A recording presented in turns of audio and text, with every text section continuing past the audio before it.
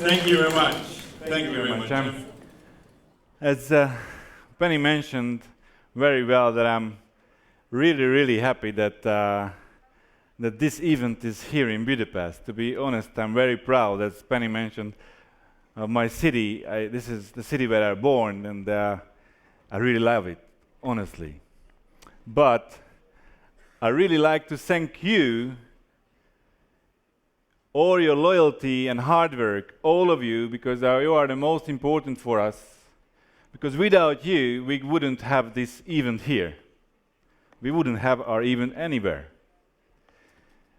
And I also like a special thank to the Morinda management, to John, to Sean, to Penny, and the others, that we can be here today in Budapest, because this was something we really wanted, and we really was lobbying for it, because, how would I say, as Penny mentioned, there are a couple of countries which belongs to us in the region, and we wanted to give the chance to all of our IPCs to have an event which is more affordable, which is quite closer to them, and it's cheaper to reach, let's put it this way. So, but as you probably know, that I'm always mentioning that my heart is a little bit like yours, like I have an IPC heart, more like an IPC heart than a corporate heart. Sorry, John, but this is the truth. So I'm really passionate about what we are doing, and I'm so happy seeing so many familiar faces here, and so many passionate and happy faces, because what we are doing is really good. And tonight, my task is talk about some motivational part. I'm going to talk about how can we increase your organization. And as a part of that, I'm going to talk about some things like goals.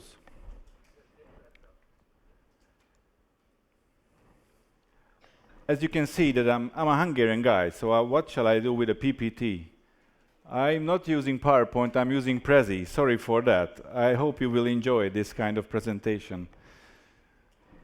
So, let's talk about goals. You may say that, why do we need to talk about goals that many times? You may be sick and tired of talking about goals, but let me tell you a story. A few years ago, I've seen a movie. Unfortunately, I cannot really remember the title of it. Sorry, Balázs, but I cannot really remember the title of it.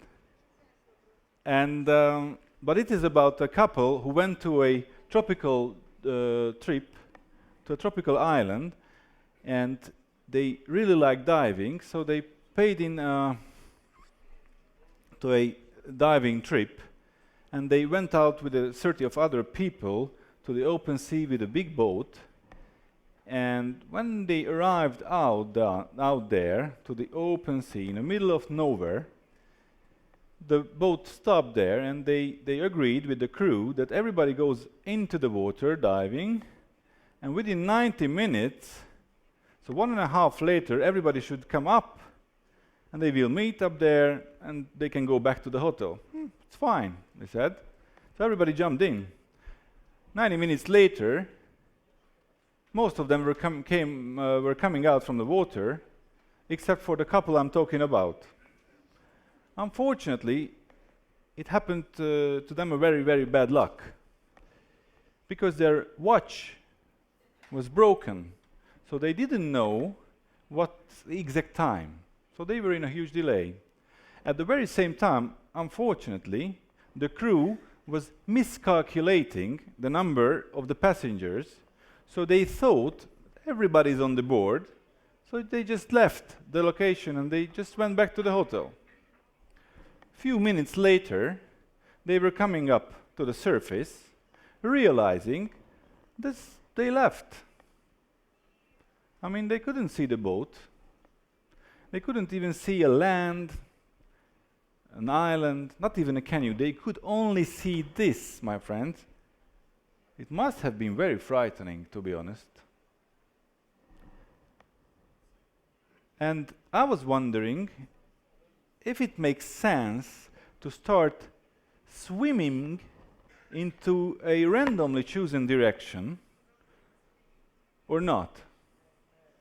And I have a good friend called Gábor Kovács, who is a European champion and 14 times Hungarian champion in diving, swimming, and things like that. So he can be called as an expert of things of any regarding the diving and the swimming. If it makes sense to start swimming into any direction. And he said that absolutely doesn't make sense at all. Because if you don't have a target to follow, then you will just swim around and around, just around and around. And this is the same with your life. If you don't have a certain written goal to follow, then you will only live from one day to another, maybe 1 week to another, one check or one invoice to another.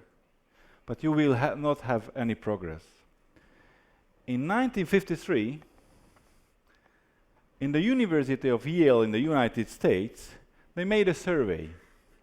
They asked the graduates if they have written goals. Only 3% of them had a certain written goal. 3%. 20 years later, they asked the very same group again, they gave them different questions, and they realized that the 3% who had written goals 20 years ago achieved more financially than the 70% altogether. Isn't it that interesting? So I think we can agree that goals are important. Okay, let's assume we set our goals already. Then we need to also decide what level do we want to achieve. If we talk about Morinda, what is our jade, diamond, black diamond, pearl? What is our level? If we are football players, where do we want to play? Do we want to play in the Champions League, playing with Ronaldo, Messi, or just going out with a friend and play football in the park? It's both of them is completely fine. You just have to make your decision. You just need to know where do you want to play, because you shouldn't lie to yourself. If your goal is to be a Olympic champion in running, then going down to the park 3 times a week for jogging will not be enough. You need to know the price. You need to know the price. What do you need to do to step out and reach your goal? A few weeks ago, a young guy came to my office. I really like this guy. He is a really nice guy, I can tell you. He is consuming noni on the one hand, but on the other hand, he is a Hungarian boxer. He is a member of the Hungarian boxing team, okay? He's not a too big guy. He's just 64 kilos. This is his category, but he's a very tough one, I can tell you. He's 19 years old. His name is Christian Shinko. I hope you will see him in the Olympic Games. He's a very humbled and a shy guy. And he came to my office and we had some discussions, and he told me that his plan, his goal, is to qualify for the Olympic Games in the next year to Rio de Janeiro. It's a very tough thing to reach that. He needs to be in the top 3 in Europe or in the top 5 in the world. It's a very tough one. But he's so focused, and he wakes up every day 5:30. He measures all the food what he eats. He has a very boring diet, I can tell you. Chicken rice, yogurt, apple, chicken rice, turkey rice. He said that turkey rice is better because it's less fatty. You can imagine when you need to check out if it's a chicken or a turkey, which is the more fatty. It's crazy. And he has 17 trainings a week. Every day he has 3 trainings. On Saturday he has 2, and on the Sunday that's the rest for him. He doesn't go partying. He doesn't go to disco. He doesn't do anything beside those things which helps him to qualify. And there's no guarantee at all, because the competition is very, very tough. Why I'm telling it to you? Because I wanted to show an example which really inspired me, let's put it this way, and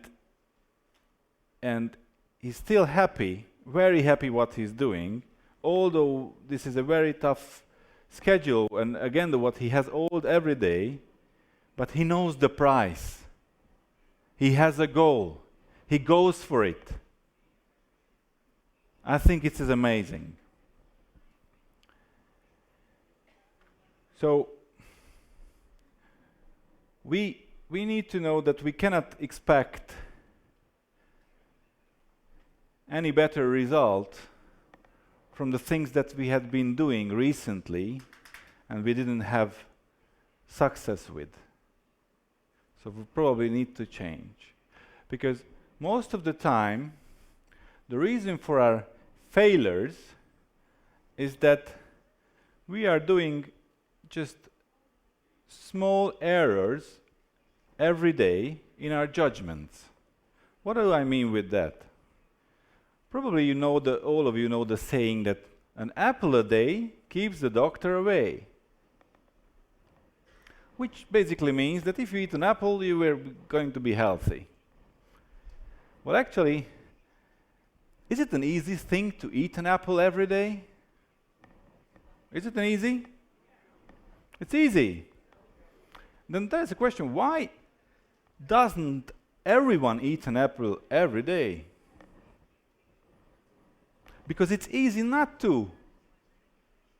That's the difference between success and failure. It's easy to do, and it's easy not to do. This is in your hand. The choice is in your hand. There was a guy called Jim Rohn. Probably some of you heard his name. He was a millionaire. At the age of 25, he realized that after 6 years of work, he didn't reach anything. His pocket was empty. He didn't have any money on the bank account either. He had credits. He was way below the expectation what he had earlier. But he also realized that he's very good in one thing, blaming others. He was very good at saying that, oh, this is because of the government. He was good at blaming the negative relatives, blaming the taxation system, the economy, his boss. He was not taking the responsibility. Because, you know, it's an interesting word. I'm a Hungarian guy, but this English word, responsibility, has 2 parts. Response, ability. With other words, that how can you react, answer, response on the things which are happening around you? It's in your hand. It depends on you. You are in charge of your life. You have to take control of it. Otherwise, you say the power is in your hands, so someone else is controlling your life. So he realized it. And he decided that there must be a change. So he also realized that the road to the success is like doing small, simple disciplines every day. You know, easy to do, easy not to do. It's in your hand. So he changed his philosophy. He changed his approach. He started doing the small disciplines every day. He was choosing the easy to do part, not the not to do part. And within 6 years, he became a millionaire. He made a fortune. And you know what? The government was the same. The negative relatives were the same. The taxation system was the same. And Jim Rohn, he was not the same. He changed. He changed himself. And as he changed himself, the things has been changed around him. This was his key to the success. But of course, it is not an easy from one day to another thing. And the problem is that with the small errors what we are doing in our judgments every day, that obviously it will not make you ill if you are not eating that one apple today. You will not be ill by the end of the day. Of course not. But these small errors in our judgments accumulating and ends up in a disaster. Because 1 year, 2 years, 3 years, 4 years, 6, 10 years of doing these small errors accumulates up in thousands of days. And that ends up in a disaster. That is what we really don't want to have. So actually, we need to do these small disciplines. And it may take a while. It will not happen from one day to another.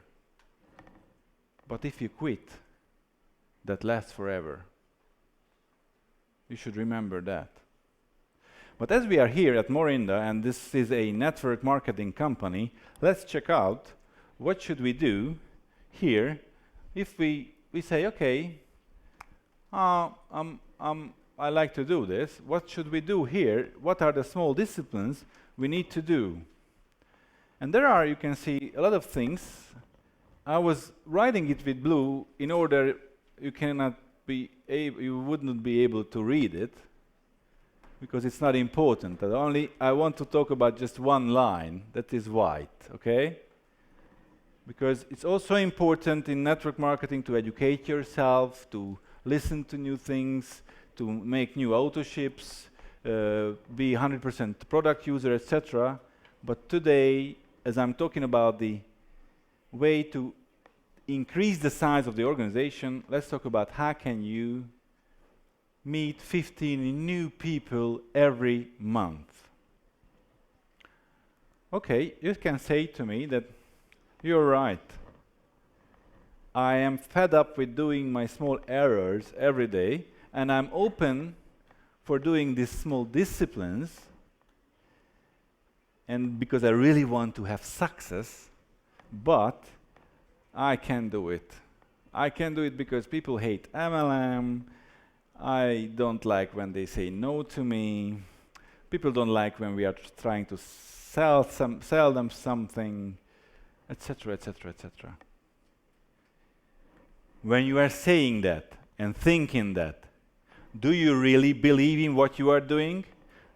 Do you really believe in the company that you are working with? Have you ever visualized the huge organization, the huge number of the people in your group you want to have? It's a very common mistake in the network marketing. When we are calling up people, we think that we are asking a favor from them, that they should come and to our meetings. We are offering them a wonderful opportunity. We are not asking favor from anyone. We are proud to be in this business. Let me play a game with you, okay? Let's assume that next week I'm going to have a business opportunity meeting here. Your task is to invite people there, as usual. But at this time, I tell you that each of your friends, each of the people you invite, who turn up, who is coming to the event, will get a gold bar. But you cannot use this information while you are inviting them. You know that when they are here, they will receive it at the end of the event. So you are 100% sure that any people you invite to this event will get a gold bar, but you cannot use this info. It's a secret, you cannot tell it to them. I would be really curious, the intense of your invitations. If this room would be big enough for the number of the attendees you may invite. I would be really interested in your attitude. How would you do it? Because I'm sure you would like to invite all the people you know. And you are here, the most of you has qualified to this event, which means that you have a background, you have a track record with Morinda, you have an experience with it, you have testimonials, you know our products, you know it very well, you know that T&J is a superstar, you know that Max is a superstar, all our core products are superstars. You should already be aware of the fact that the Morinda business opportunity is a gold bar. Why don't you have the same attitude when you are inviting? Maybe some of you have. I can tell you that I have a lot of wonderful IPCs in the countries that I'm responsible for. Really, a lot of them I really respect. Let me just mention one of them. Anna Nagyné Halász, who is a double diamond pearl in the middle of the qualification of the AD, just qualified to be an MRE, sometimes personally calls up 300 to 400 people to an event. Personally calls up 300 to 400 people. And why can she? Because in her head, there's nothing else better out there than Morinda. Nothing. She cannot even imagine there's anything else better out there than Morinda. This is the thing in her head which helps the people the most. That is what she cannot even imagine anything else. So she has such a high attitude. A few months ago, we had a training in Hungary. Regularly, in every 3 months, we have a training on the weekends. And on this training, one of the tasks was that the IPCs needed to call up as many people as they can and adjust an appointment for the next week with new prospects. They only had 1 hour for that. It was a contest too. And Monika Gönc, somewhere she is here, yes, she's there, was the winner. In an hour, she set up 13 new appointments. And I was asking, what's your secret? How did you do that? I mean, 13 new people within an hour, I mean, that's a lot.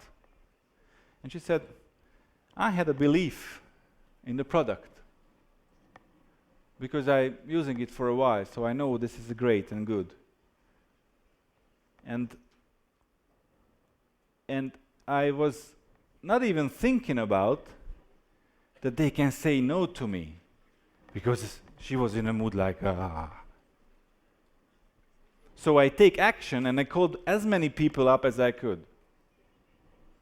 And they said yes to me. So I have 13 new people, new appointments. So actually, if you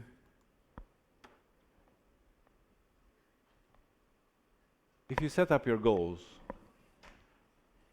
and if you stop doing your small errors in your judgments, if you're ready to make these disciplines every day, and rather would choose the easy to do way than the easy not to do, and you have a belief, it's very important, then you will shine. If you shine, people will follow you, because people want to have the same feeling. They want to join to you. They want you to share this feeling with them, because they are starving for those who have visions, who have goals, who have energy to follow. So it's no question, because you can read so many MLM books about how to invite people, and there are some certain texts which they give you to tell, but I don't believe, because you are different from me, you are different from she, and everybody is different from the other, and the sentence which is okay from my mouth would not be okay from your mouth. But if you have a belief, if you have your heart, then you shine, and the energies are communicating. So I'm asking you to go and invite for our gold Morinda bar. Thank you very much.